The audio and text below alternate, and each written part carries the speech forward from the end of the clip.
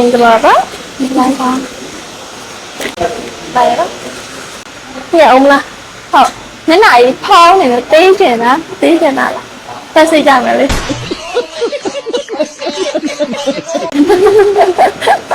ပတ်စံမရှိပတ်စံမလို့တေးကျင်တာလားဟုတ်ကြည့်အောင်လုပ်လိုက်မယ်လေမသေးချင်မှနဲ့ကြည့်အောင်မလုပ်တော့တေးအောင်မလုပ်တော့ဘူးအဲ့ဒါဒီနားလေးကတော့ညှက်ထုတ်လိုက်မယ်နော်နည်းနည်းလေးဟောပြအောင်လေနော်ဒါလေးဖုံးအောင်စပင်ကအညာချုပ်ဘူးလားချုပ်ဘူးတော့မချုပ်ဘူးအခုကတော့ဘယ်လိုမျိုးအယောင်ဖက်ကိုပြသွားချင်တယ်နိုင်ရင်ကောင်းလားနေရင်ကောင်းလားစဉ်းစားရနေရောမလို့နေရောပါအာမေတော့မမေစေချင်ဘူး highlight သဘောမျိုးတော့ကြိုက်လား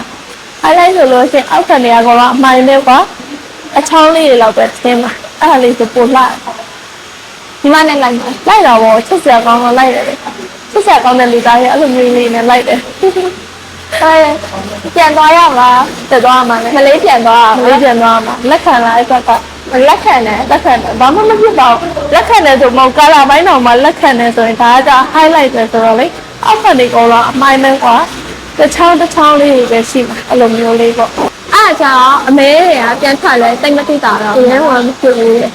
လာလေကွာအရောပဲသွားမှာသူကဟုတ်ပါအဲ့ဆိုဒီလိုမျိုးအယောင်ရောပြန်မပေါ်တော့ပြန်မပေါ်နှိမ်မှာနော်ဒီအယောင်ကြီးကြိုက်တော့ဟိုလူကအရင်ကြာလာရင်ဒါမျိုးလို့တော့ပြန်ထွက်မှာဒါပေမဲ့ဒါတော့တော့မလို့နိုင်တော့ဟုတ်ရလားဟုတ်ခိုင်းအမေဆက်လိုက်မမကလေးပြအမေပါရလဲရတယ်ဆိုးတယ်ဟုတ်အဲ့ဒါဆိုလိုက်တော့မနော်အရွေးနေတယ်ဟုတ်ကဲ့လာရတယ်